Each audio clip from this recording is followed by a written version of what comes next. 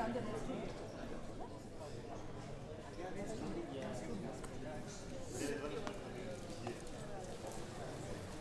I told him already actually. But I actually asked you for a contact. Yeah, he's coming to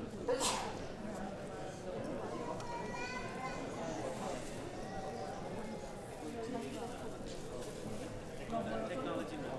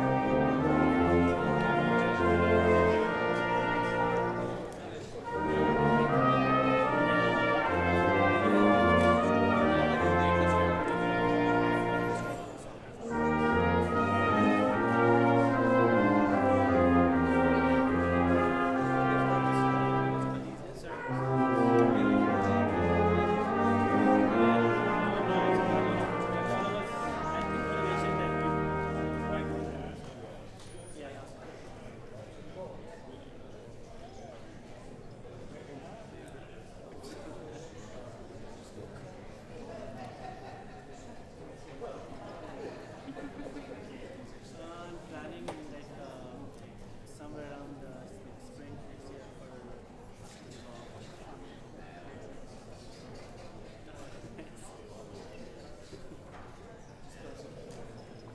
yeah.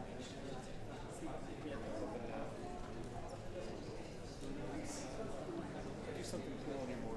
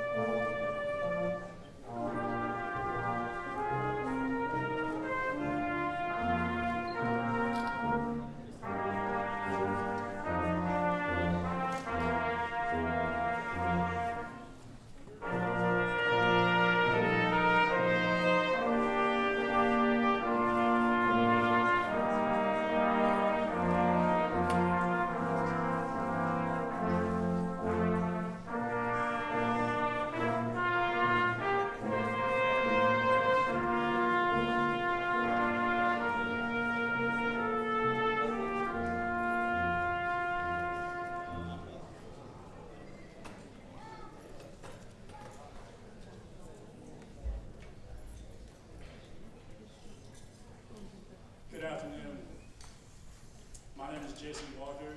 I'm the president of the Engineering Graduate Student Association. Welcome to the 2014 Spring Engineering Graduate Commencement. Please join me in our opening ceremonies by singing the national anthem, which will be led by Mr. Devin Desmond, a junior student majoring in vocal performances. Members of the award-winning UT ROTC Pershing Rifles Color Guard will present the colors. I respectfully request that the degree candidates and others wearing caps remove them during the national anthem. Would you please rise?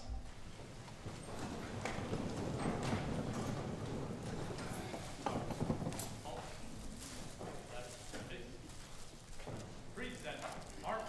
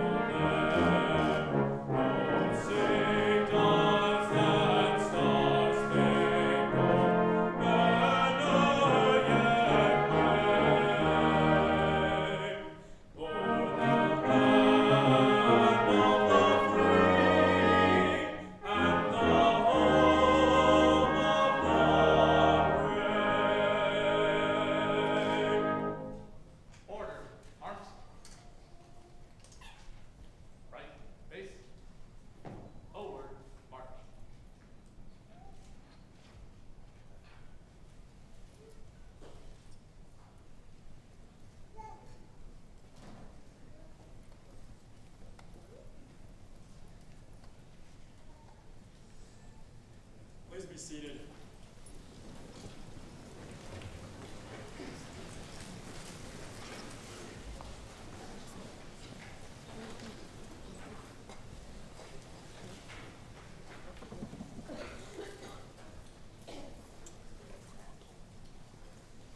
It is my honor today to welcome all of you, students and teachers, administrators and staff, friends and family. Thank you for being a part of this special day.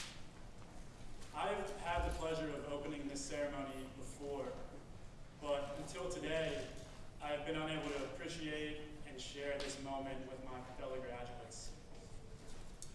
We're no strangers to graduating.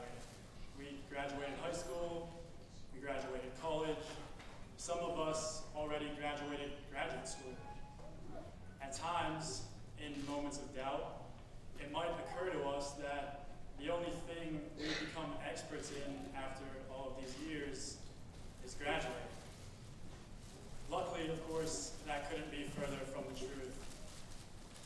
While the future always maintains some aspect of uncertainty, I hope that you can all reflect on your time at Toledo with the same amount of pride and joy that I feel. Here, shortly, we will all take an oath together called the obligation of an engineer. But what does it really mean to be an engineer? Renowned aerodynamic theoretician Theodore von Karman once claimed, "The scientist merely explores that which exists, while the engineer creates what has never existed before." We live in an extraordinary world, surrounded by seemingly inexplicable phenomena and insurmountable problems. And yet it can be so easy for us to take all that we have for granted. Engineers are among the small percentage which choose not to ignore their curiosity and dare to discover more. We have joined a force which stands together to innovate and design solutions to make our world a better place. Our time as graduate students at UT, though, wasn't just about engineering. We've made lifelong friends, and we've developed great personal and professional networks. While transitioning to life after graduate school, life as young professionals, it's just as important that we remember each other as well as what we learned in the classroom. And although life can be busy, don't forget to make some time for yourselves. There's a quote by Aristotle that I often like to remind myself of. We are what we repeatedly do. Excellence, then, is not an act, but a habit. Whether you're moving on to a job or continuing your education, I ask this of my fellow graduates. Make it a habit to stay curious, to keep learning, and to always remember each other. And if you do that, you will continue to excel. Again, it is my honor to welcome you to this graduation ceremony, and congratulations. I would now like to introduce Dr. Naganathan, Professor and Dean of the College of Engineering.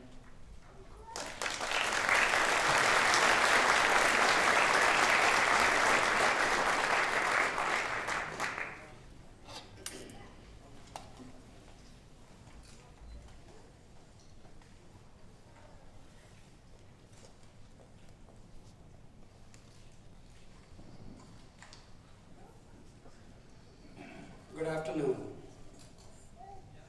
With 300 people, it has to be a lot louder than this. Good afternoon. Good afternoon. Thank you. Thank you, Jason. We are delighted to have so many family members and friends join us this evening. A clear demonstration of how proud you all are of the outstanding achievements of your loved ones. To our graduates, this is a very special day in your life, as Jason said, both professionally and personally. This is something you set out to do. In many cases, you have traveled a great distance from home. I too can relate, as I did the same nearly 35 years ago. I hope you all look at this milestone with pride. Many of you are earning the title of masters today. The designation of masters indicates mastery of a subject matter, and this is a mark of accomplishment. In medieval times, an individual had to create or craft a masterpiece after a long period of study and present this to a guild to gain the rank of master. The masterpiece was not necessarily the greatest or defining work of the craft worker, as we tend to think of it these days, but rather the masterpiece was the work that proved one's eligibility for the title of master. In some sense, your theses and dissertations are the masterpieces, but we are confident many, if not all of you, will go on to create even greater works in the near future. I hope that your designation as a master will also convey to those whom you meet not just the mastery of the technical area, but also your deep and legitimate sense of respect for the people near you. As we begin the ceremony, let's pause to recognize some very important people. These are the ones who have provided mentoring, guidance, and necessary emotional and financial support so that you graduates could enjoy the benefits of university education. I now request the parents, grandparents, spouses, children, and friends of our graduates to please rise. Don't be shy.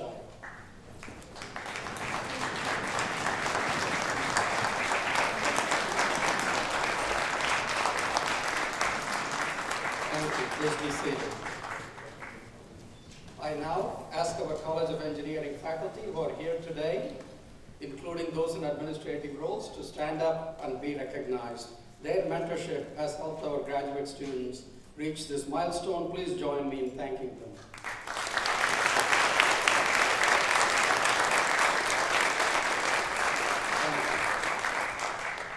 I would now like to introduce some of our special guests and college and university officers who have also contributed significantly, in addition to faculty and staff, often in the background, if I may add, in helping our graduates reach this milestone today.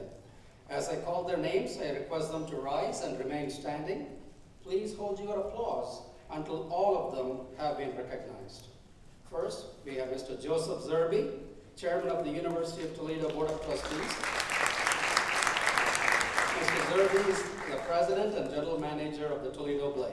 Ms. Sharon Spire, Vice Chairwoman of the University of Toledo Board of Trustees. See, they can't resist. Ms. Spire is the President of the Northwest Ohio Region for Huntington National Bank. Mr. George Constand, Chief Technical and Quality Officer of Dana Holding Corporation, and our keynote speaker today. We have in the audience Mrs. Jennifer Constand and her parents. I would like them to stand also. Jennifer and her parents, there they are, and stay standing. Dr. Patsy Komanecki, Vice Provost for Graduate Affairs and Dean College of Graduate Studies of the University of Toledo. Professor John Barrett, Vice Provost for Faculty Relations, Accreditation, Assessment, and Program Review in the Office of the Provost. Dr. Dorothea Savicki, Associate Dean and Vice Chancellor for Graduate Health Science Studies of the Health Science Campus. Mr. Pete Thomas, we are expecting him. He is Director of Experiential Education and Career Services in the audience. And from our college, I would like to recognize three of the officers at the college level: Dr. Mohammed Samir Hefzi, Associate Dean for Graduate Studies and Research Administration, and Professor of Mechanical Engineering; Dr. Stephen Lovelank, Executive Associate Dean of Academic Affairs and Professor of Chemical Engineering; Dr. Brian Randolph, Senior Associate Dean of Undergraduate Studies and Professor of Civil Engineering. Please join me in thanking all of them.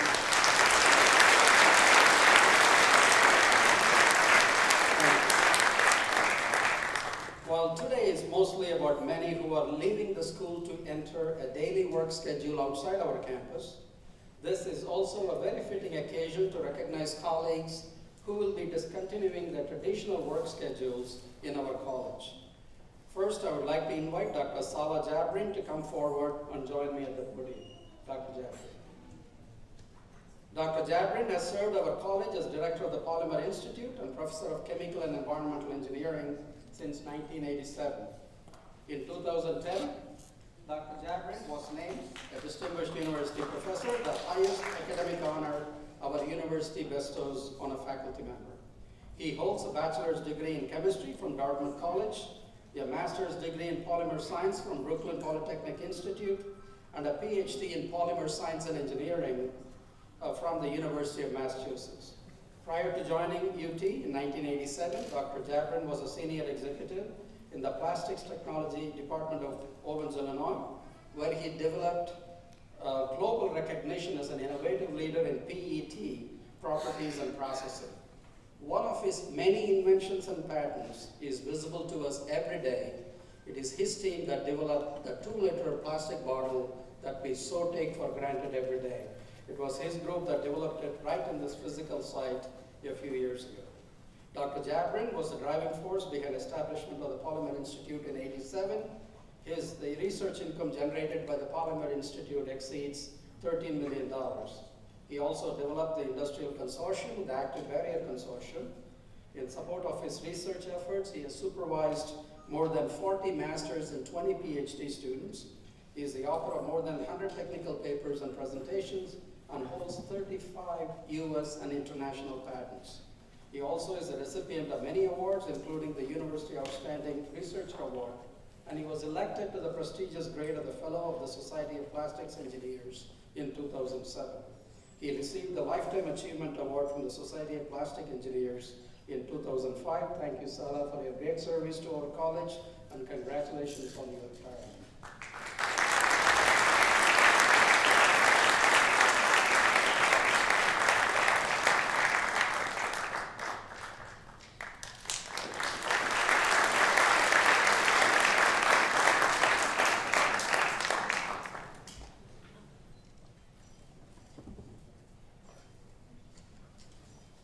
I now invite Dr. Philip White to come forward.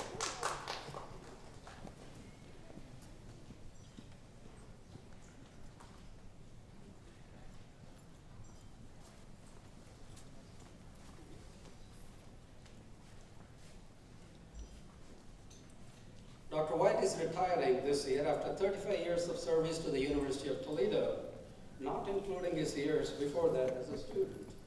Dr. White did his undergraduate studies at UT and earned his doctorate from Purdue University. He joined the university in 1979 as an assistant professor, and he was promoted to full professor in 1994. He was on the faculty of Purdue as well as University of Connecticut prior to coming to the University of Toledo. He has the reputation as being one of the toughest and best instructors at UT. He was recognized as an outstanding teacher in our college last year. In addition to serving as a member of the faculty, Dr. White has the distinct honor as being the founder and director of the first computer-aided design engineering center at the University of Toledo. And around the time I joined in '86, I could see that center flourishing under his leadership. He also served as our VP for Information Technology at the university level. In the college, he was the founding director of the Engineering College Computing and also served as interim dean in 1999. Thank you, Phil, for your great service, and congratulations to you and Linda on your retirement.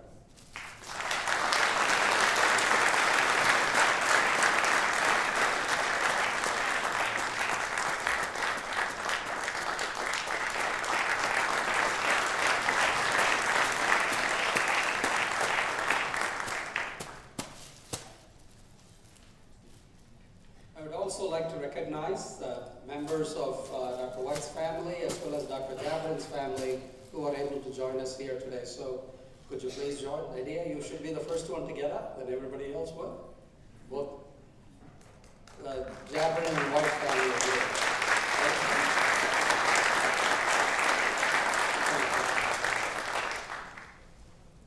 I would also like to congratulate and thank three of our staff members, Ms. Betsy Lovgren, Ms. Christine Smallman, and Ms. Susan Rokas, who are also retiring this year after many years of service to our college. They are unable to be with us. Please join me in thanking them for their service to the college.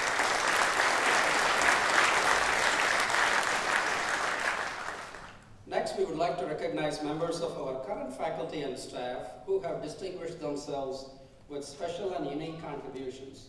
Each of these recognitions includes a monetary award, and I am pleased to add that the check is not in the mail. First, I would like to invite Dr. Nick Kisoff of our Engineering Technology Department to join me here. Dr. Kisoff has been selected as the recipient of the 2014 College of Engineering Outstanding Teacher Award. Nick is an Associate Professor of Construction Engineering Technology. He has long been recognized for his exceptional teaching talents. He was named the University Outstanding Teacher of the Year in 2007. His teaching evaluations remain among the best in the college and our department, and several graduating seniors have consistently rated him as their most influential faculty member in exit interviews. With almost 20 years of practical engineering experience in the field, he has brought his enthusiasm and practical expertise into the classroom, teaching a variety of courses at all levels. I am paraphrasing one of his nominators. I'm aware of the considerable amount of time he spends mentoring undergraduate students. As a professional engineer and educator, Dr. Kisoff has been a strong advocate for engaging students in professional activities and organizations very early in their education. His work in this area has been a benefit to numerous students who remain in touch with them throughout their professional careers. He earned all his 3 degrees, bachelor's, master's, and doctoral degrees in our college. In civil engineering, we are pleased to recognize Dr. Kisoff as the 2014 Outstanding Teacher. Congratulations.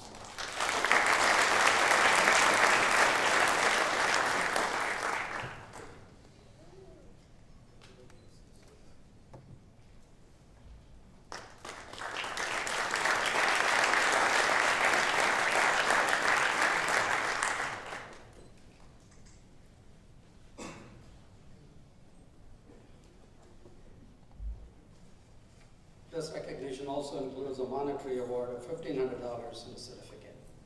I now invite Dr. Youngwoo Saw for Civil Engineering Department to join me here.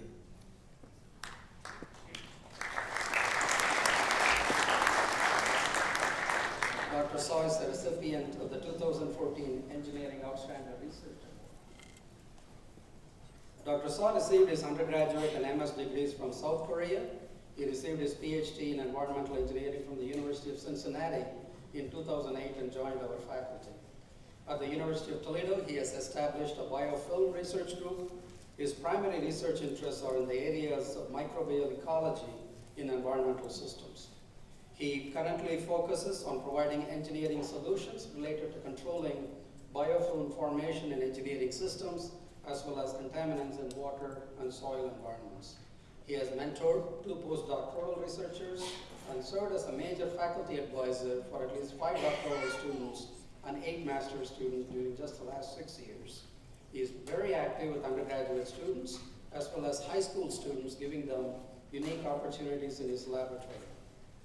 He has authored and co-authored 28 peer-reviewed publications, as well as 11 peer-reviewed conference papers, and has submitted 2 provisional patents.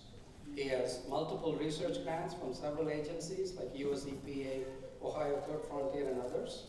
He is recognized nationally as he serves as the editor-in-chief of the Water Treatment Technology Journal.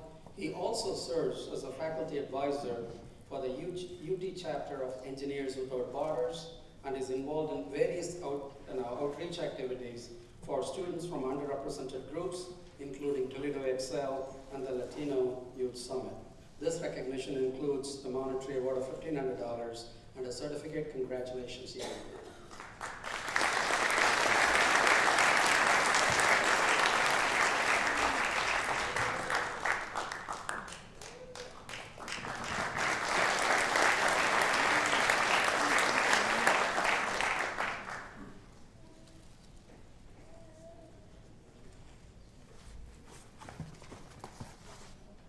I now invite the Dr. Defna Pool of our Civil Engineering Department to join me here. She is the recipient of the 2014 College Outstanding Undergraduate Research Mentor Award.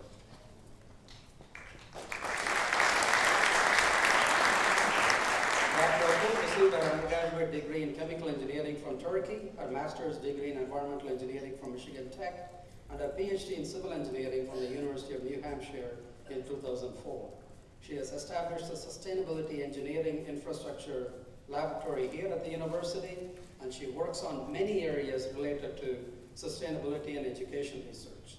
She has secured more than $4 million as PI and co-PI for such agencies as the National Science Foundation, USDA, US EPA, and many others. She's one of the true champions of sustainability service at UT. She has mentored over 16 undergraduate students over the last 10 years of service in this college, 7 of them funded by external grants. One of the nominators wrote, "During the time that I worked with Dr. Apo, she has provided countless professional development opportunities and advice. She has facilitated career and personal development opportunities for her undergraduate students by engaging them in high-level thinking on tasks. It was my exceptional experience as an undergraduate researcher, an introduction to the benefits of an advanced degree and research programs that inspired me to pursue my Master of Science in Civil Engineering from UT. This stems from her supervision. She leads by example with her hard work and determination, and these are highly contagious to those working with her. Congratulations, Defna. Again, a monetary award of $1,500 and a certificate."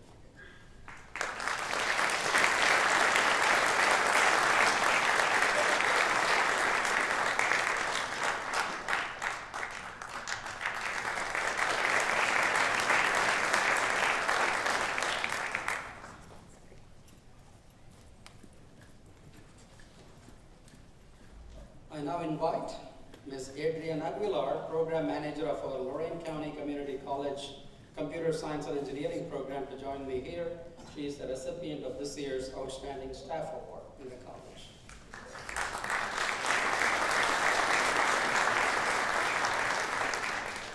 Adrienne's job title as Program Manager does not quite fully describe everything she does for our students on the Lorain County campus. Adrian educates and empowers students through taking care of their academic needs, being a confidant, and helping with job searches. Adrian always put the students' interests in the forefront. Not only does she take care of their academic needs, she also listens, often playing as a counselor in some aspects of their lives. Her nominators wrote, she motivates us when we stumble and congratulates us when we shine. She was always a second mom to me. Adrian has also established true friendships with many of our alumni. They continue to stop by her office even after many years after graduation. Another nominator specifically wrote, I make it a point to stop and visit her often.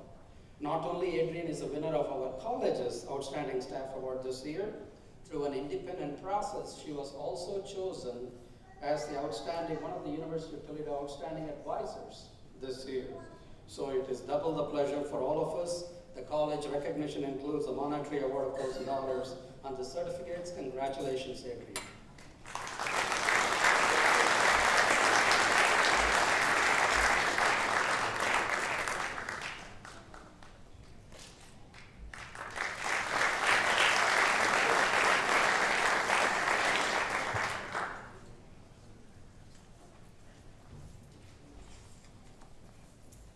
I would also like to recognize another colleague who also received a significant university-wide award this year. I would like to recognize and invite Dr. Abdi Afshe, Professor and Chairman of the MIME Department, to join me here.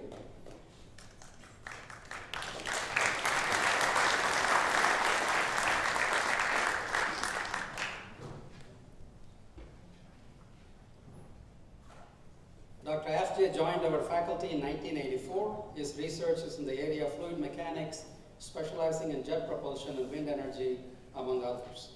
He has been the principal investigator for almost 40 research grants and has received more than $18 million in sponsored research. He has been funded by federal and state agencies, including such agencies as the Department of Energy, as well as many industries, including local ones such as Toledo. These grants have allowed him to establish computational and experimental research facilities at the university. And he does all of this in addition to capably leading our MIME department with its more than 600 students as the chairman of the department. Congratulations, Abdi.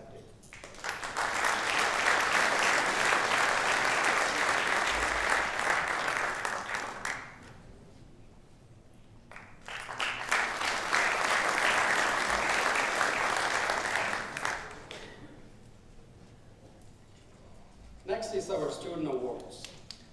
It's now my pleasure to recognize the following students for their impacting performance as teaching assistants. As I call each department's recipient, I would also like to ask the department chairs to step forward and join the student and me for the photograph. First, the student is from the Department of Bioengineering. The student is Feng Tian.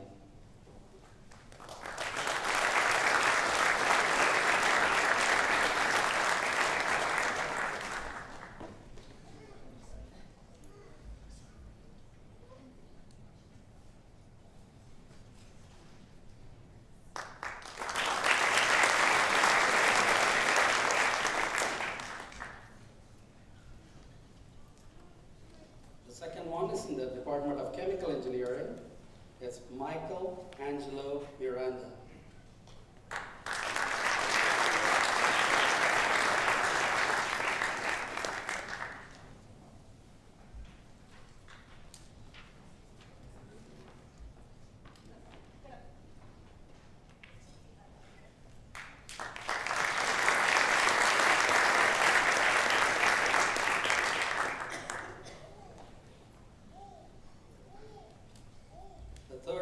Department of Civil Engineering is Clinton Merkel.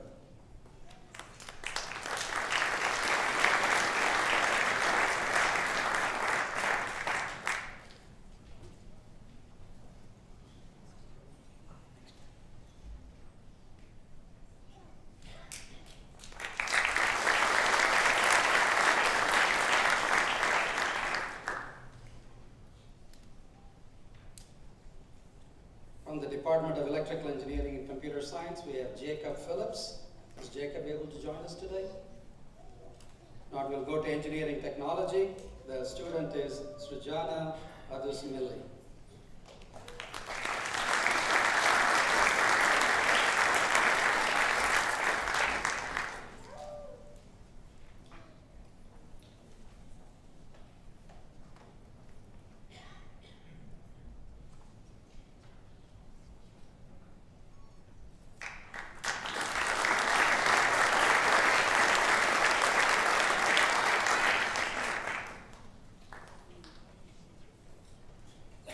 Finally, from Mechanical, Industrial, and Manufacturing Engineering, we have Chewan Wang.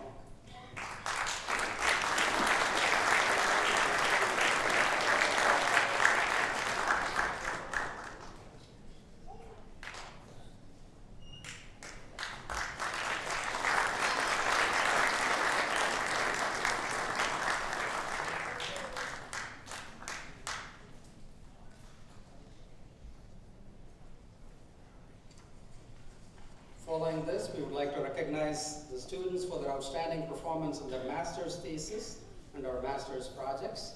As a college department's recipient, I would like to ask their advisors if they are able to be with us today, as well as the department chairs, to step forward for a photograph.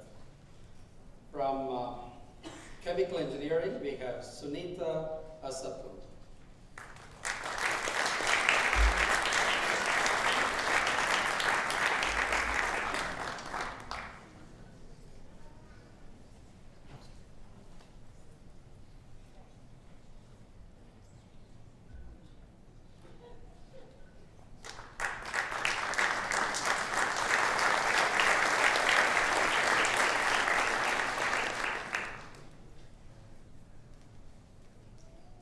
Civil Engineering, we have Kushal Nirala.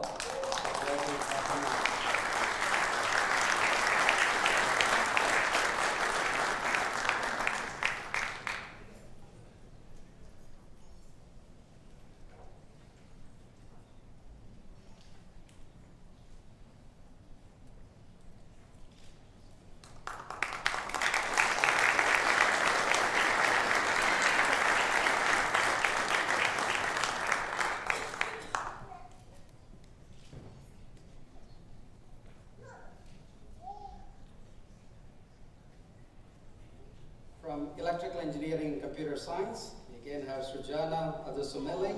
Advisors are Hong Kong and Vijay.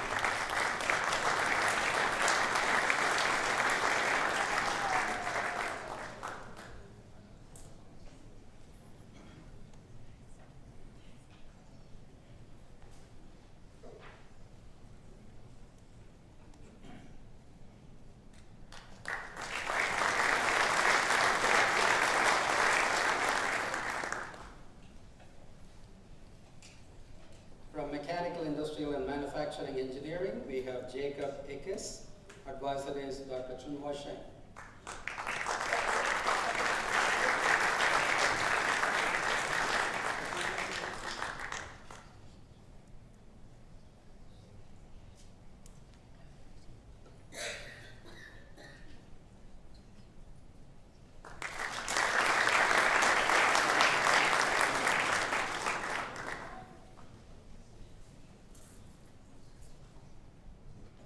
And from the practice-oriented master's program, we have Thomas Downing. Advisor is Richard Springer.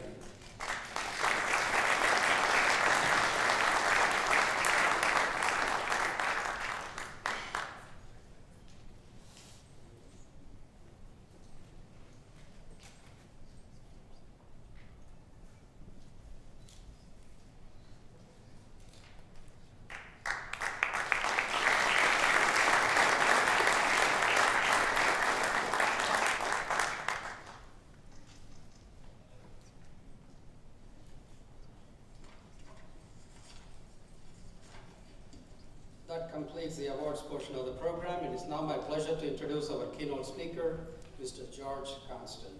Mr. Constand is the Chief Technical and Quality Officer of Dana Holding Corporation, and is a member of the 10-person strategy board for the entire company. In his role, Mr. Constand is responsible for Dana's global engineering, technology strategy, and development of future products and solutions. He also oversees a network of 16 research and development centers located throughout the world, as well as Dana's quality systems, processes, and organization. He joined Dana in 2005 as Vice President of Global Engineering for the company's light axle operations of a 20-year career at Visteon Corporation and Ford Motor Company.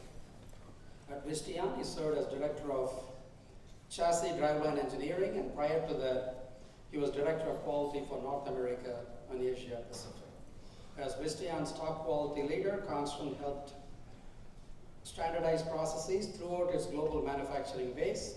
As a plant manager at Ford, he ran a major axle, drive shaft, and transmission operation in Sterling Heights, Michigan.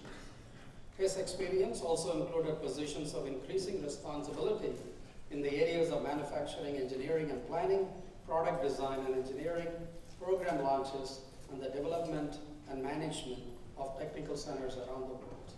In these roles, Mr. Constand became a Six Sigma champion and an active leader of lean manufacturing techniques and stage gate development processes. His career at Visteon and Ford included management positions internationally, particularly in Europe. He earned his bachelor and master degrees in mechanical engineering from the University of Michigan. I'm delighted his wife, Jennifer, and her parents are here with us today. Please join me in a warm Toledo rocket welcome to Mr. George Constand.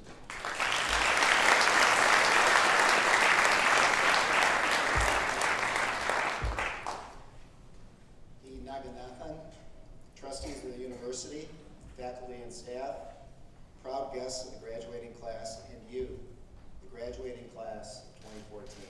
Congratulations. It's my privilege to be here with you today to celebrate this amazing milestone and achievement in your lives. Surviving a graduate education is no easy feat, especially in today's environment of constant change. You should be proud of what you've accomplished and excited about what's to come. So what is to come? The world around us is changing, and the pace of this change seems to be accelerating with each passing day. Consider, for example, the fact it literally took decades for the telephone, and I mean the old-fashioned landline phones, to reach 50% of households, beginning before 1900.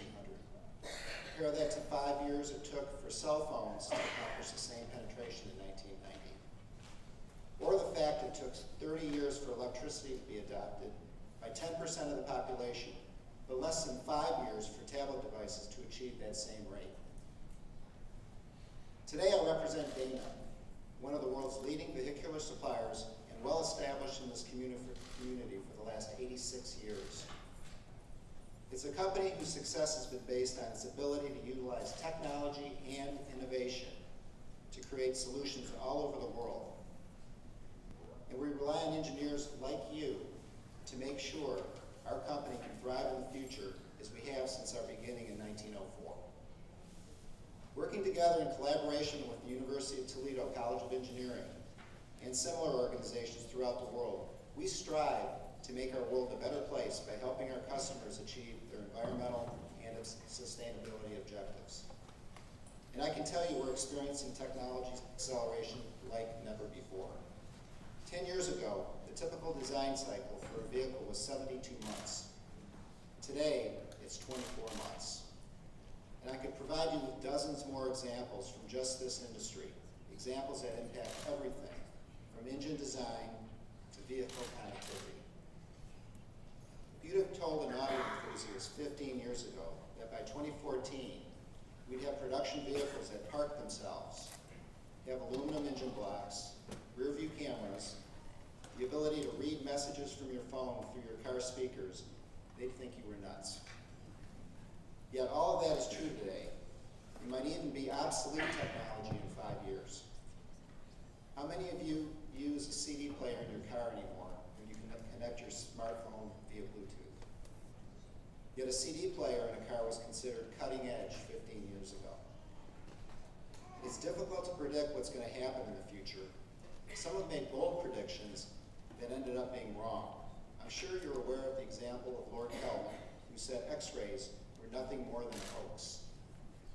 Or the movie executive, Daryl Zanuck, who insisted in 1946 that television would never gain any traction in the marketplace. I wonder what he would have thought of smart TVs today. With advanced degrees in engineering, you'll be playing key roles in developing and promoting new technologies that will drive the next generation of rapid change. Information and communication technology has transformed society over the last 30 years. In a new wave of technological advances, it's creating novel opportunities. So how do businesses keep up? How do they keep relevant, making sure their products are meeting the needs of customers today while anticipating what customers of tomorrow want? At Dana, we do this by studying what we call megatrends. Megatrends are a collection of slowly emerging, somewhat interconnected patterns that are changing the way we live and the products and services that we consume. They have broad impacts across all industries and all regions of the world. When we understand these trends and the potential impacts, we can attempt to predict with a little more accuracy what might happen in the coming decade. There are a number of global megatrends being followed by Dana. Today, I'll share 3 of these with you. These 3 are intertwined and are shaping the way many businesses are planning for their future product and service offerings. These 3 megatrends are changing demographics, sustainability, and the evolution of mobility. Let's first talk about changing demographics. Today, there are more than 20 megacities in the world. That is, cities with populations greater than 10 million people. These include Paris, Istanbul, Lagos, Sao Paulo, Moscow, just to name a few. As demographics change globally, more people are living in large urban centers rather than in rural areas. This shift toward urban living will continue, and we know a number of these megacities will increase significantly. That's because rapid urbanization is occurring globally. In fact, nearly 200,000 people move into cities daily, adding roughly 60 million new urban dwellers each year. In 2010, more than half the Earth's population lived in cities. By 2050, it's believed that that number will increase to 70%. These megacities will have a significant impact on mobility, putting pressure on infrastructure and resources, including fuel. They will change how we get around, how the vehicles of tomorrow are connected, and how they'll be powered. They'll also impact the environment, the types of homes we live in, and what we do for recreation. Anyone who's been to New York or Mumbai or any other megacity knows that they suffer from terminal congestion. The average speed of a vehicle in a megacity is about 6 miles per hour, and the average commuter can expect up to 3 hours per day in the car. Even countries without a true megacity are facing congestion issues. Studies on drivers in Finland and Portugal found that half of their fuel is burned while sitting in traffic. At some point in the very near future, technology will alleviate congestion. Technology is allowing companies to track and record movement of every person, every pet, and every vehicle in a city. As this data accumulates, we'll gain more knowledge about how citizens go about their daily lives, and new products will hit the market to make life easier and safer. Like drones that do grocery shopping, traffic signals that speak to each other and cars on the road, and robo-police officers who can apprehend, fingerprint, and process criminals without ever leaving the streets. Today, the world's cities occupy just 2% of the Earth's land. They account for 60 to 80% of the energy consumed and 75% of carbon emissions. Rapid urbanization is exerting pressure on fresh water supplies, sewage treatment, the environment, and public health. However, the high density of cities can bring efficiency gains and technological innovation while reducing resource and energy consumption. Which brings us to the next megatrend, sustainability.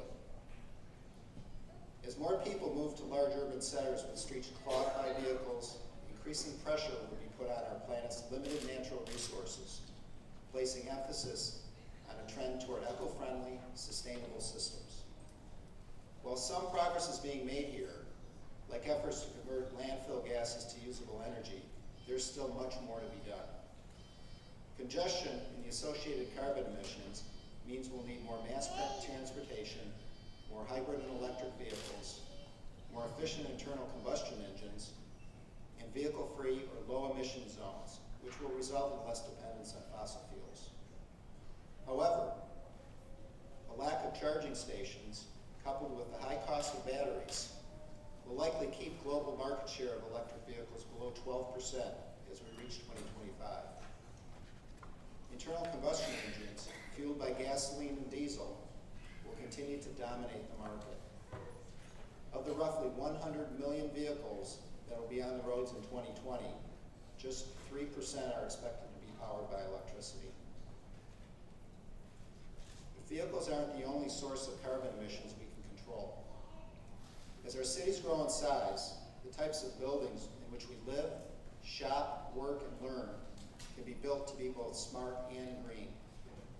Today, LEED certified buildings are celebrated, but very soon they'll become the norm, thanks to constantly evolving ways to capture power of the sun, the wind, and water to heat, cool, and power our homes and offices.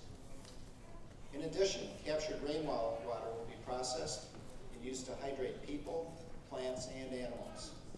And everything will be recycled, reused, and repurposed. Around the world, several attempts at greener and even completely carbon-neutral communities are popping up. One nearest to us today is in Greensburg, Kansas. In 2007, an EF5 tornado wiped out the city of Greensburg. In typical Midwestern resilience, the citizens of Greensburg not only rebuilt, but made a conscientious decision to become a model for green energy.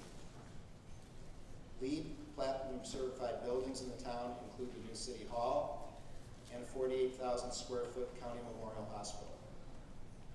Renewable energy powers the entire community. And the streetlights, just like those on this campus, are all LED. This town is a scaled down example of what sustainable megacities will look like in the future. The final megatrend I want to discuss is the evolution of mobility. Mobility 3.0, as it's being called, is the emergence of the smart, connected vehicle. This connectivity will play a key role in easing traffic flow, improving safety, and increasing driver productivity as the global demand for vehicles grows. Between now and the middle of this century, analysts predict that the world's vehicle population will quadruple, going from around 1 billion today to 4 billion by 2050. Car sharing programs like the Zipcar, Mobility, and Autolead are already offering consumers an alternative to vehicle ownership. Collectively, these three programs have a fleet of more than 12,000 cars available for members to borrow as needed. Connectivity will change how urban centers function. By 2020, some sources predict we'll have as many as 50 billion connected devices on the planet.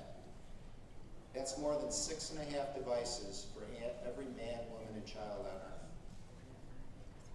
But these devices will be essential to keep perpetual gridlock at bay, reducing consumption and improving individual productivity.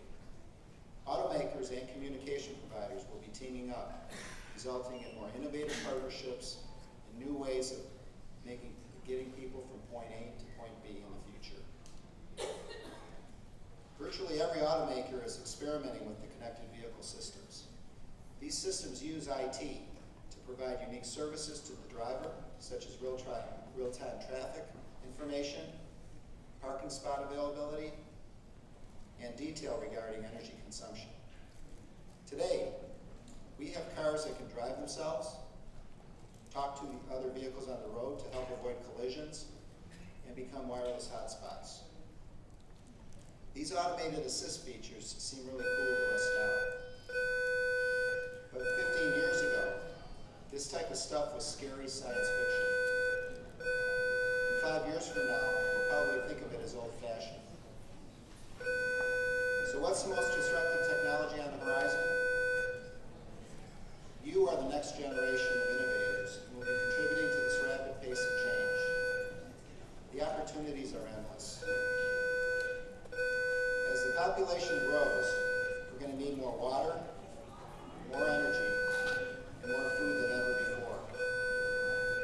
smart cars, smart buildings, and smart infrastructure to support it all. Cities consume 75% of the world's natural resources and produce 50% of the world's waste.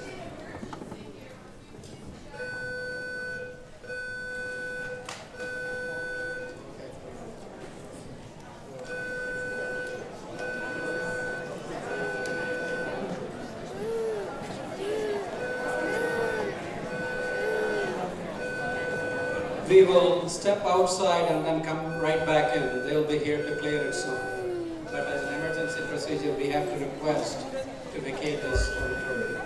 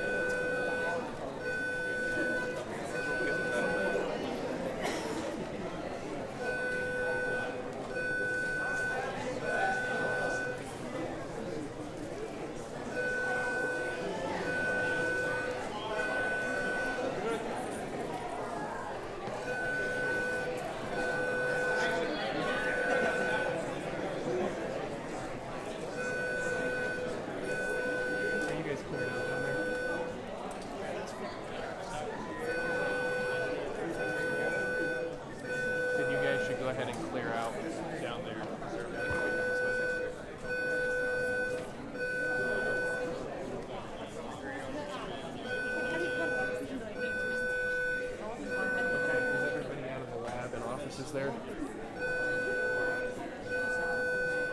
We're off there now. I'll make sure that they're off there now.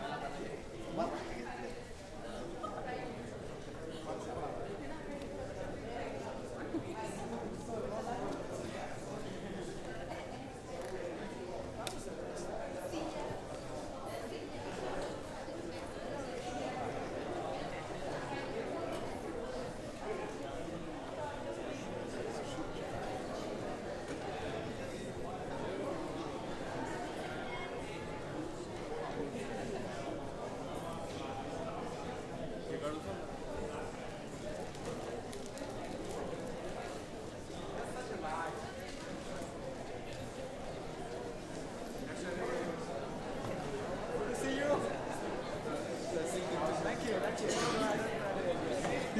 It's a good sign. Yes. That's the plan.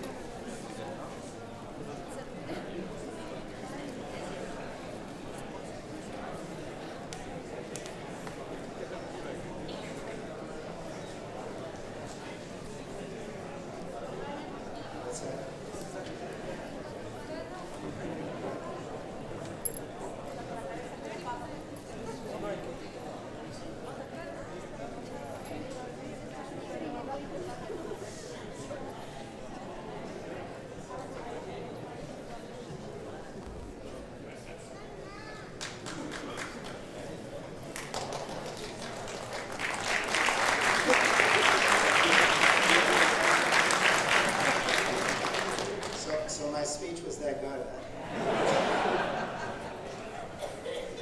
Okay, so just a little while longer.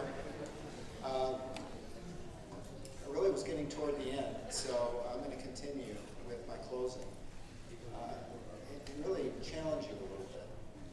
You know, what is the next disruptive technology on the horizon? There's many coming. You are the next generation of innovators. You will be contributing to this rapid pace of change in the future. The opportunities are endless. As the population grows, we're going to need more water, more energy, and more food than ever before. We'll need smart cars, smart buildings, and smart infrastructure to support it all. Cities will consume 75% of the natural resources and produce 50% of the world's waste. How are we going to manage these energy needs? How can we turn that waste into a completely renewable resource? There are so many synergies among the megatrends I've shared. The opportunities to create products that address the needs of the consumer in the future, in whatever industry you'll find yourself in, are seemingly endless. At this point, you're only limited by your own imagination. My advice to you from here, remember, you are empowered. The rapid acceleration of change means opportunity for those with vision and for those with the ability to create. And that means you. I'm honored I had the opportunity to speak with you today. And I look forward to seeing the future that you all create. Congratulations again. Thank you.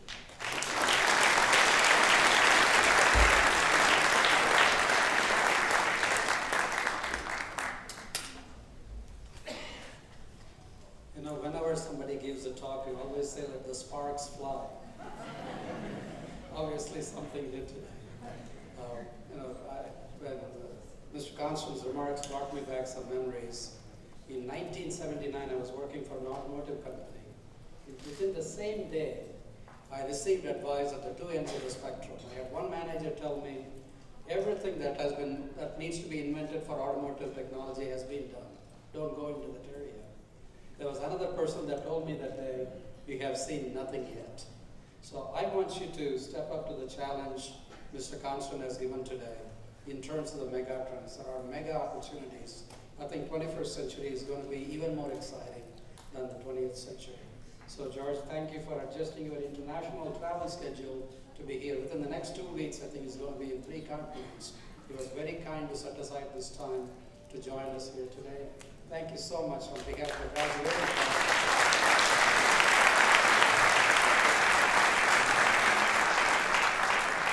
We have a small token of appreciation.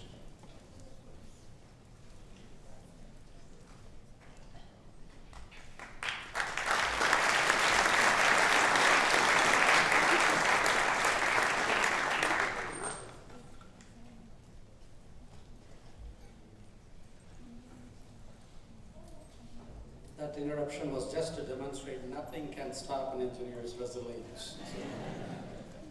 Next, I'm pleased to introduce Dr. Patricia Komenecki, Vice Provost for Graduate Affairs and Dean of the College of Graduate Studies. For her remarks, Dr. Komenecki will then present the doctoral degree candidates.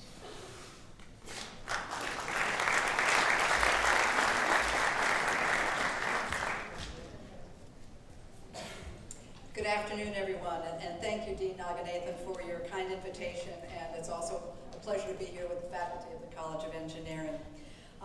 It's a wonderful day to celebrate the accomplishments of the graduate students, and I'm really honored to be part of this special event. Today is truly an auspicious occasion, marking a milestone in the lives of our engineering graduate students and their faculty mentors, as well as their families and friends. As Dean of the College of Graduate Studies, it's my distinct pleasure to share in the excitement of this important day in the lives of both the graduate students and their families. Today, we will recognize all of the engineering doctoral and master's students on the completion of their degree requirements, including original thesis and dissertation research that will make contributions to engineering fields ranging from bioengineering and biomedical engineering to chemical engineering and civil engineering, electrical and computer science engineering, mechanical and industrial engineering. As graduate students, you have been part of a large, vibrant graduate community here at the University of Toledo, with about 4,600 graduate students in 40 doctoral programs and 128 master's programs, as well as first professional degrees in law, medicine, pharmacy, physical therapy, and occupational therapy in 13 colleges across 2 campuses. As graduate dean, I take particular pride in celebrating the graduation of our doctoral and master's students today. To the students, this day is the culmination of years of hard work and dedication as you focused on your research projects in diverse engineering specialties. You are now ready to enter the competitive job market of the 21st century. Your faculty research mentors, advisors, and professors here at UT have prepared you well for your future careers in research and positions in the private and public sectors. To the families of the graduates, both those here tonight and those at longer distances away, this is truly a day of joy and celebration as you share in the happiness of your sons and daughters, husbands and wives, as they receive their graduate degrees. You have been so important to our students through their graduate years, and your unwavering support made this day possible.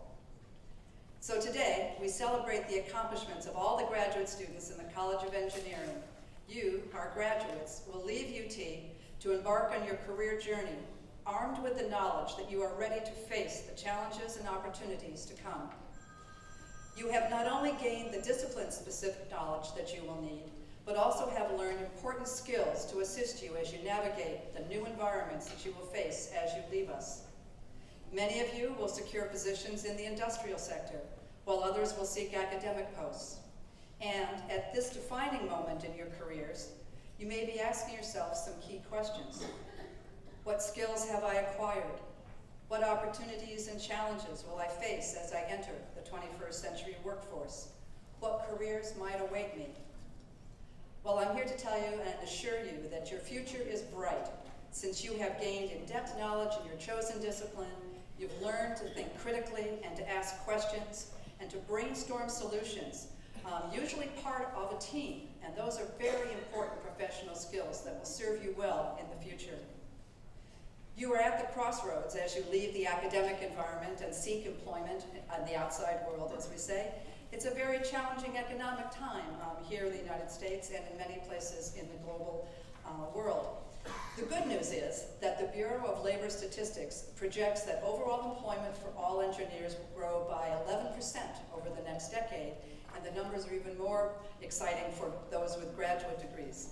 The future is very bright for you. So best wishes to you as you embark on your career journey, and my warmest congratulations to you all.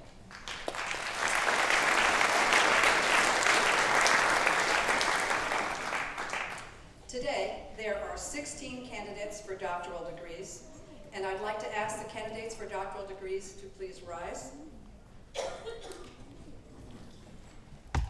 Mr. Zerbe, I have the honor to present candidates for the degrees of Doctor of Philosophy in Engineering, Doctor of Philosophy in Biomedical Engineering. The completion of a doctoral degree is a major accomplishment and reflects years of dedication and hard work.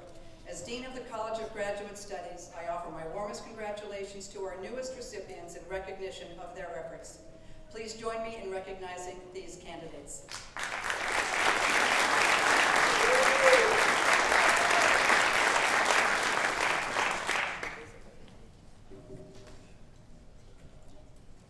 Good afternoon. It's truly an honor to be here today to confer these degrees. Bring you greetings on behalf of the entire Board of Trustees. You've reached the pinnacle of higher education, a terminal degree in your field. And I'm well aware how much effort, work, talent, and dedication you have put forth to achieve this goal in your life. You've developed your skills to the highest level. Your passion for acquiring knowledge will now be turned into sharing that knowledge with society by your life's work. I challenge you now to follow the UT mission, and that is to improve the human condition. I'm honored and humbled to be able to confer these degrees to you today. Upon the recommendation of the faculty, the authority vested in me by the state of Ohio, the trustees of the University of Toledo, I do confer upon all of the qualified candidates for all doctoral degrees, including those in absentia, the degrees for which they have met the requirements. You are charged with the duties and responsibilities of that degree and granted the privileges and prerogatives attaining to therein. Doctoral graduates may now move their tassels from the back left of their mortarboards to the front left side. Please join me in recognizing these doctoral degree recipients.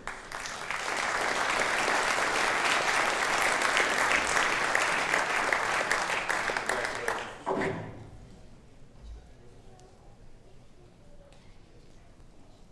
I now invite the candidates for all doctoral degrees to come forward to receive the congratulations of Mr. Zerbe, Chairman of the UT Board of Trustees, Ms. Sharon Spire, Vice Chair of the Board, Dean Naganathan, Dean of the College of Engineering, of course, your department chair, and myself. Each doctoral candidate will be hooded by his or her advisor or department chair, and Dr. Mohammed Samir Sefsi, Associate Dean for the Graduate Studies and Research Administration of the College of Engineering, will read the names of the doctoral candidates and their advisors.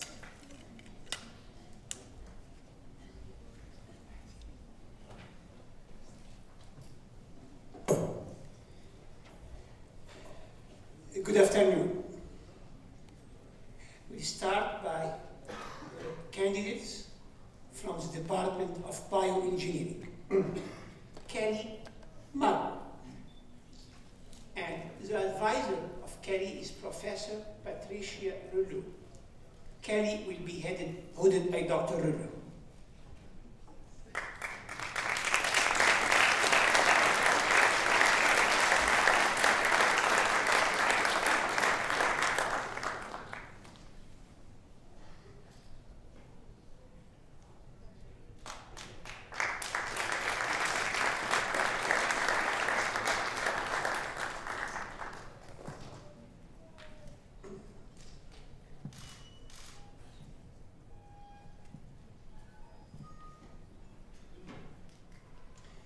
The next group is those who are candidates for a PhD in biomedical engineering.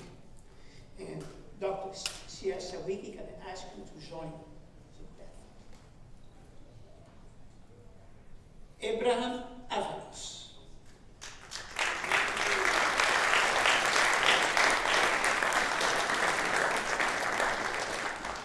And the advisor of Abraham is Dr. Aruna Nataraja.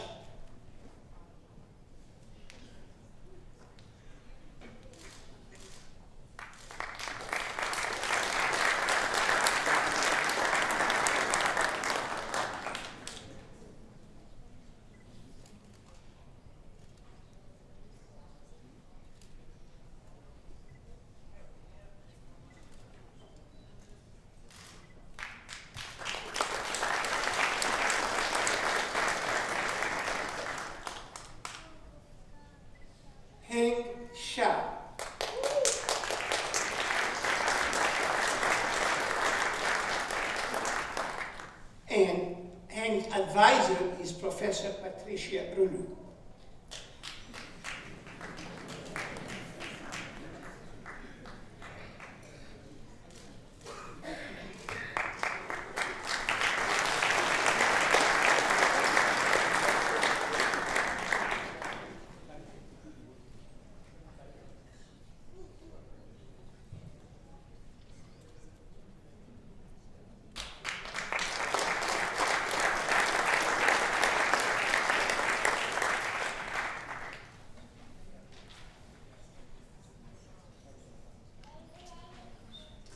Next is Jason Walker.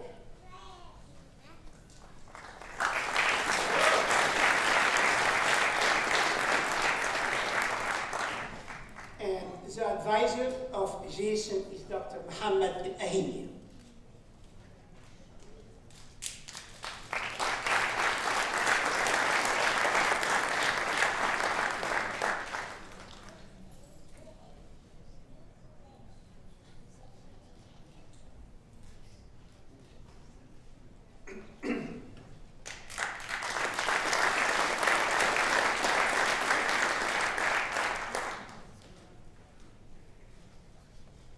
The next two candidates are from the Department of Chemical Engineering.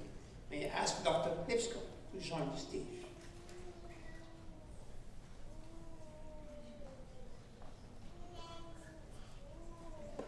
Siamak Alipur.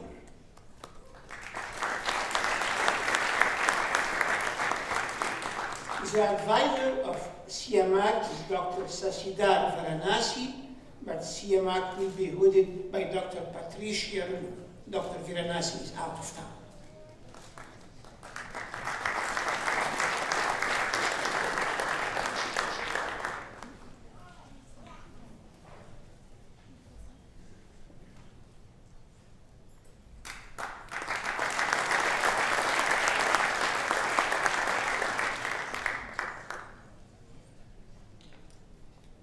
Yan Huang.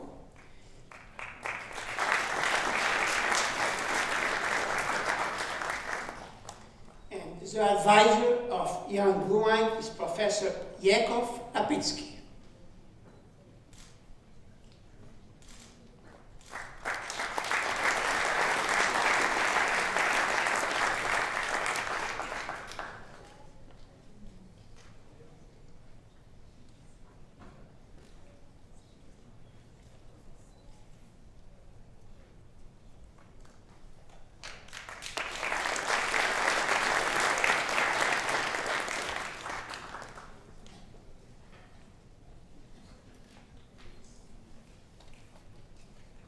The next two candidates are from mechanical engineering.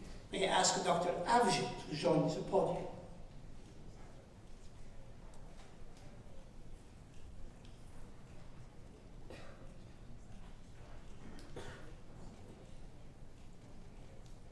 Ashkan Aliyah.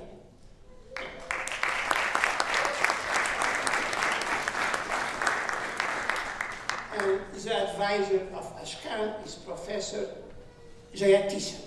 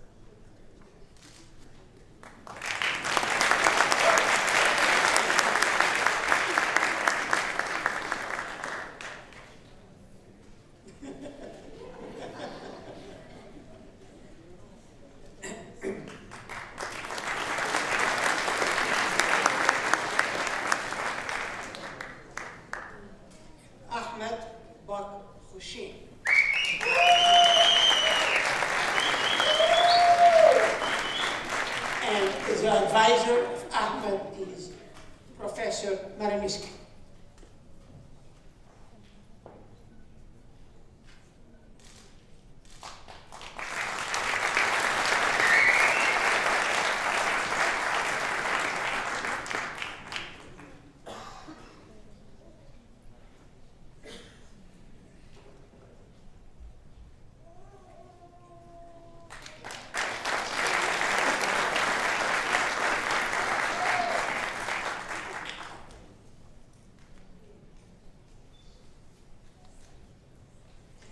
Can we have a big round of applause for all our graduates?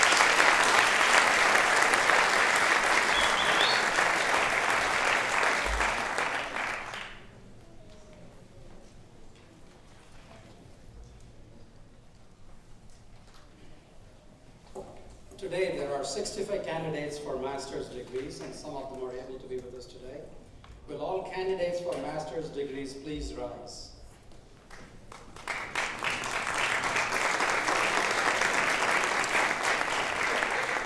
Mr. Zerbe, as Dean of the College of Engineering, I am pleased to present the candidates for the degrees of Master of Science in Bioengineering, Master of Science in Chemical Engineering, Master of Science in Civil Engineering, Master of Science in Electrical Engineering, Master of Science in Engineering, Master of Science in Industrial Engineering, and Master of Science in Mechanical Engineering.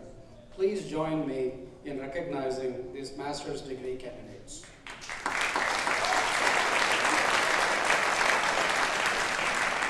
Mr. Zerbe, these students have completed all requirements for master's degrees.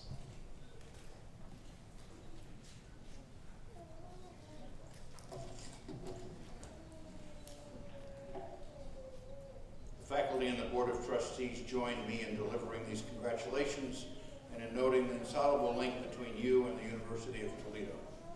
Whatever happens to you or to the institution, we are linked forever. Our good fortune is your good fortune. Your success is our pride. Now, upon the recommendation of the faculty and the authority vested in me by the state of Ohio and the trustees of the University of Toledo, I do confer upon all the qualified candidates for all master's degrees, including those in absentia, the degrees for which they have met the requirements.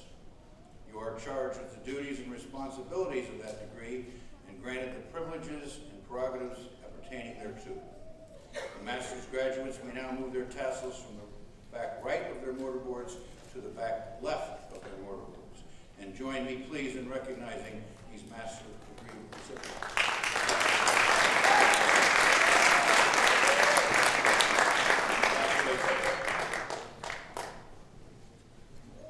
I now invite the candidates for all master's degrees to come forward to receive the congratulations of Mr. Zerbe, Ms. Fire, Dean Komenecki, and their respective department chairs and myself.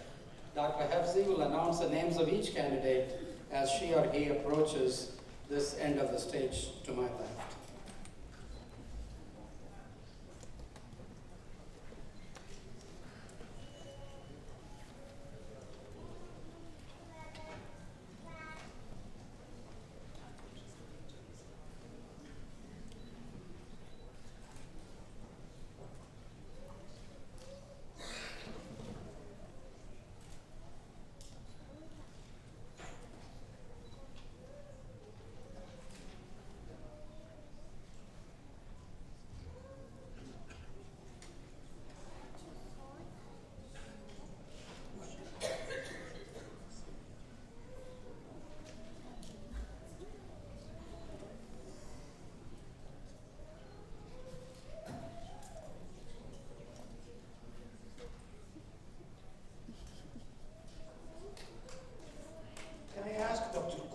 To join us on the stage. The first group are the candidates from the Department of Civil Engineering. Kushal Nirul.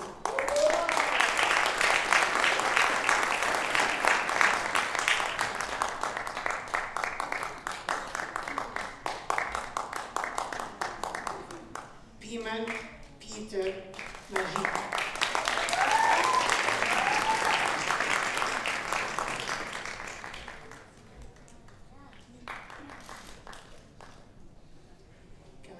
These were the candidates from civil engineering. The next group of candidates are from chemical engineering. Can I ask Professor Ipscombe to join us on the stage?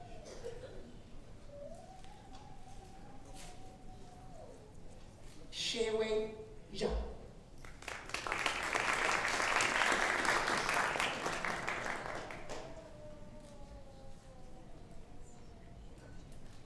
Oduka Kushayal de Silva.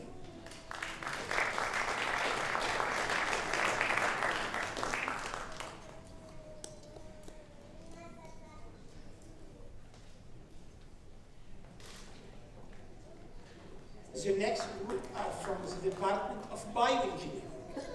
Can I ask Dr. Nataraja to join us on the stage? Olivia Moore.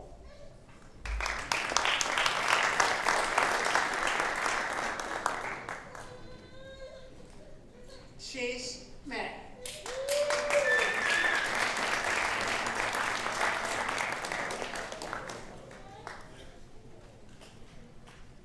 The next group of candidates are from mechanical engineering. Can I ask the chair mechanical engineering to join Dr. Arja to join us on the stage? Ranjit Suraya.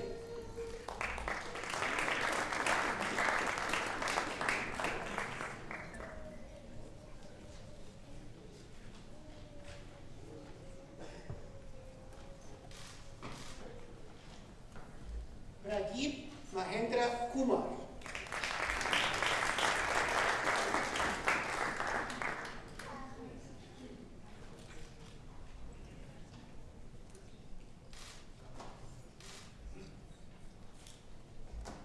Nuthavit Lekit Kumshol.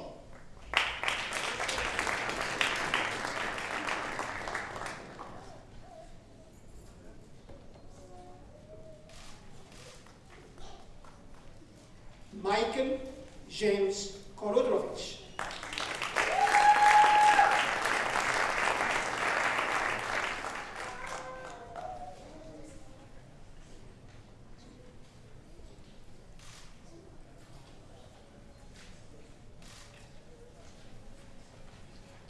Peter Kercher.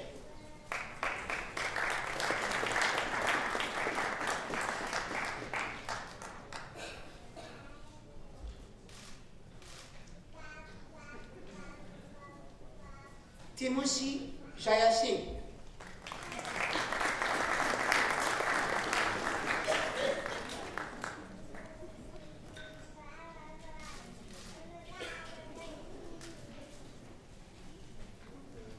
Satsi Kumar Jarnasana.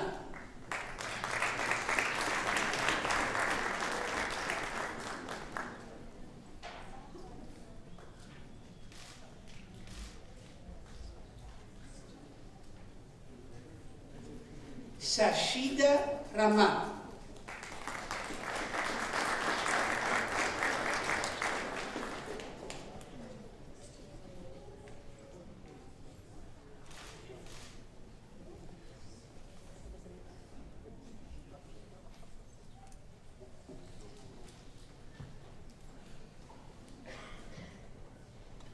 The next group is from the computer science, the Department of Electrical Engineering and Computer Science.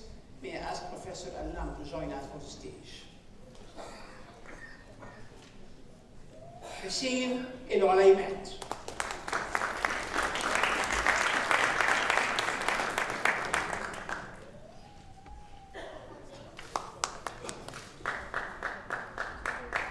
Meng Li.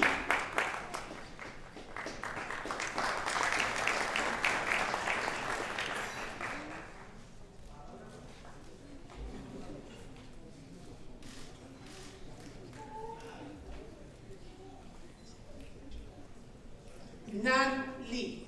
I was told they are brother and sister, right?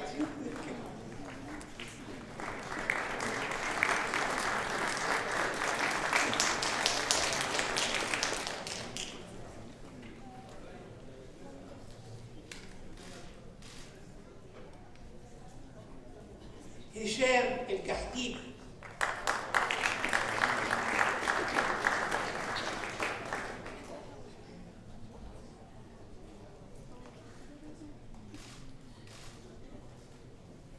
The next group is from electrical engineering.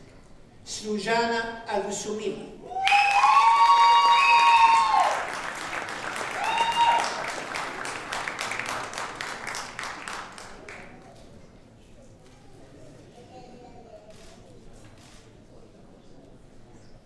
Harman Shah Jambu.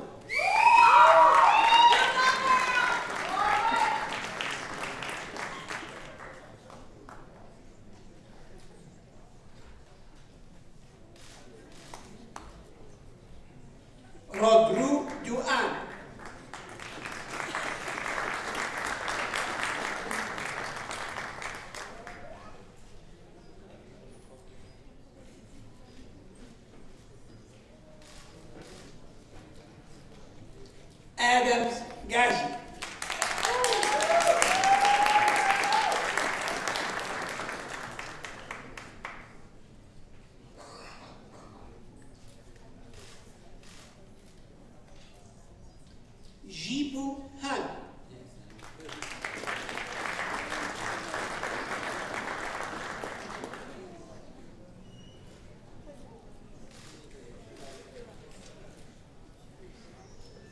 Siglish Jakam Seti.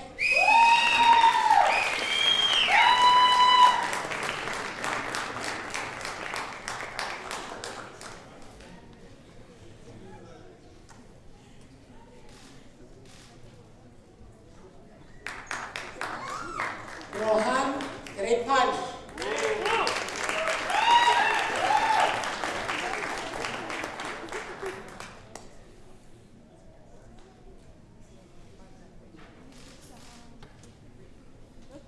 Wanwin Zong.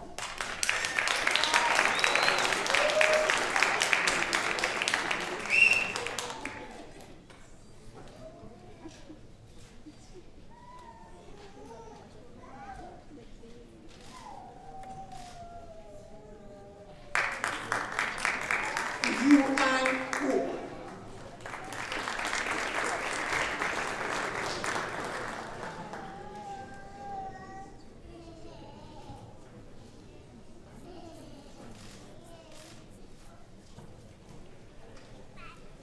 Tejas V. Nisa.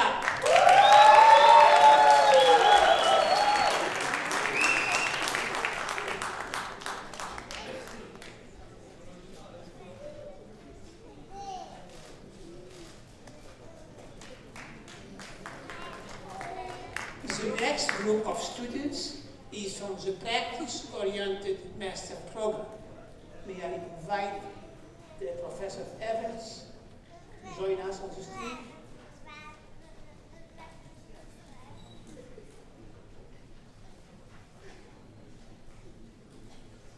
And Professor Adam. Maria Gabriela Suarez.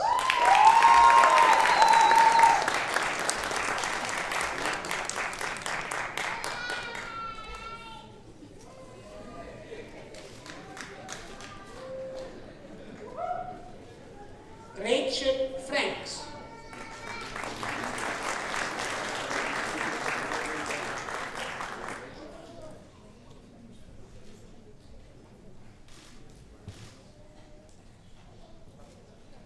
Thomas Duni.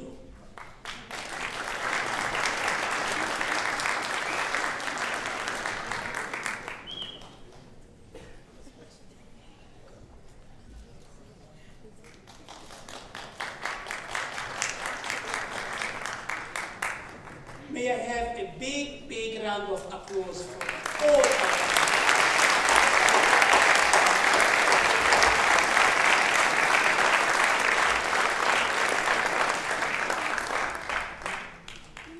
I now invite Professor Richard Springer to conduct the Order of the Engineering ceremony.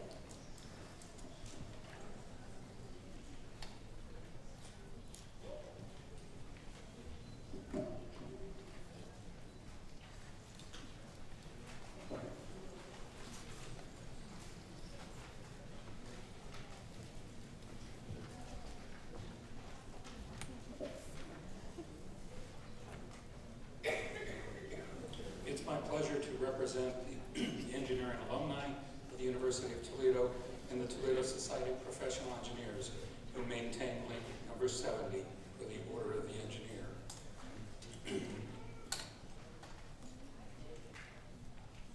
As you look back historically on what engineers have accomplished, have you noted that whenever something significant seems to happen, that's hailed as a scientific achievement? When something goes wrong, it's an engineering failure. I want to focus for a moment on one of those failures and paint a little picture for you to keep in mind. The date is August 29th, 1907. There's a bridge being constructed over the Quebec River in Canada. In Quebec over the St. Lawrence River. And just about quitting time, when there are 86 workers on the bridge, a loud crack is heard. The bridge begins to separate and it falls into the river, resulting in 75 fatalities and 11 injuries of the 86 people who were on the bridge. In retrospect, it was determined that the bridge was not were signs of failure along the way, but those were ignored in favor of keeping to a construction schedule. It stands as a significant indication of what can happen when, as engineers, we don't pay attention to our responsibility, our ethical responsibility to the public. Just keep that in mind for a moment. The Order of the Engineer has its roots in a Canadian tradition known as the ritual of the calling of an engineer. At a meeting of the 7 past presidents of the Engineering Institute of Canada in 1922, Professor Edward Haltane proposed a ceremony and a standard of ethics for engineers. When he did this, he had in mind the ethical responsibility of engineers to the public that they serve. And that failed bridge was significant in terms of what happens when we don't pay attention to our responsibilities. Subsequently, he asked Rudyard Kipling to write the ritual that would go with the calling of an engineer. Kipling agreed, and to quote him, he said, "The ritual of the calling of an engineer has been instituted with a simple end of directing the young engineer toward a consciousness of his profession and its significance, and indicating to the older engineer his responsibilities in receiving, welcoming, and supporting engineers, young engineers, in their communities." The first ritual was held in Canada in 1925. A very similar discussion ensued in the United States in 1966, culminating in the formation of the Order of the Engineer, with the first ring ceremony being held at Cleveland State University in 1970. The Order of the Engineer is the roster of engineers in the United States who have participated in an engineer's ring ceremony and who have publicly accepted the obligation of an engineer. I would invite the candidates today to look in the packet that you were given. You'll find a certificate there. As I make a few more comments about the ritual itself, please sign your certificate. The obligation of an engineer is the formal statement of an engineer's responsibilities to the public and to the profession. Because truly everything we do for the public. Our ultimate consumer is the public, and our ultimate responsibility is to the public that we serve. The engineer's ring ceremony is the public induction of candidates into the Order of the Engineer, during which the candidates formally accept the obligation of an engineer and receive a stainless steel ring. The symbolic one is on the center table, to be worn on the 5th finger of the working hand. Stainless steel representing the engineering material. In your packet, you'll also find an engineer's ring. I would invite you to take that out and put it on the little finger of your working hand. The ring, a symbol of continuity and community, is worn for all to see, and in effect says, here is an engineer possessed of a publicly avowed dedication to the profession and those that it serves. I would now ask our graduates to please stand and join me in reciting the oath, which you'll find in the program. I'll start. You will join me in the part that's printed in bold. I am an engineer. In my profession, I take deep pride. To it, I owe solemn obligations. Since the Stone Age, human progress has been spurred by the engineering genius. Engineers have made usable nature's vast resources of material and energy for mankind's benefit. Engineers have vitalized and turned to practical use the principles of science and the means of technology. Join me. Were it not for this heritage of accumulated experience, my efforts would be feeble. As an engineer, I pledge to practice integrity and fair dealing, tolerance and respect, and to uphold devotion to the standards and the dignity of my profession. Conscious always that my skill carries with it the obligation to serve humanity by making the best use of Earth's precious wealth. As an engineer, in humility and with a need for divine guidance, I shall participate in none but honest enterprises. When needed, my skill and knowledge shall be given without reservation for the public good. In performance of duty and in fidelity to my profession, I shall give the utmost. You may be seated.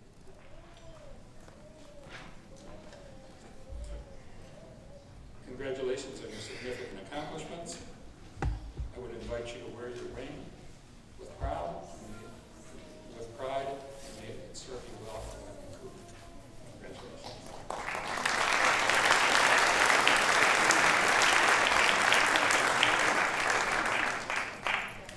Thank you, Richard. Once again, let's join together to give a great big applause for all of our graduates.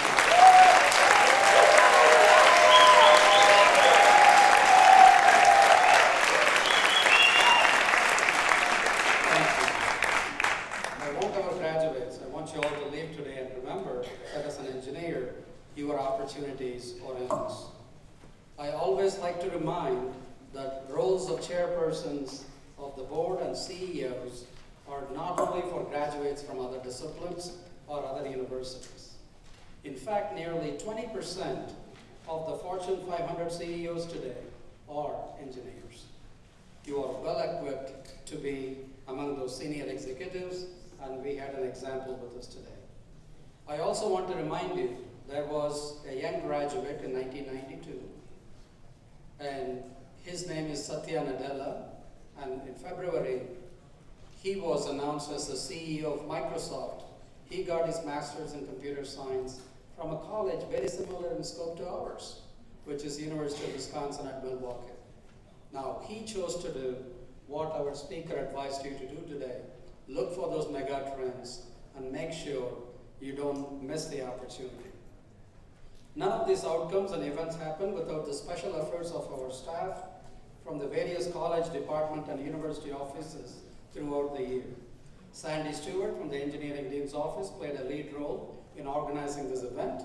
And finally, I would like to thank the UT Student Brass Quintet for providing the music we have heard today. Please join me in recognizing all of them.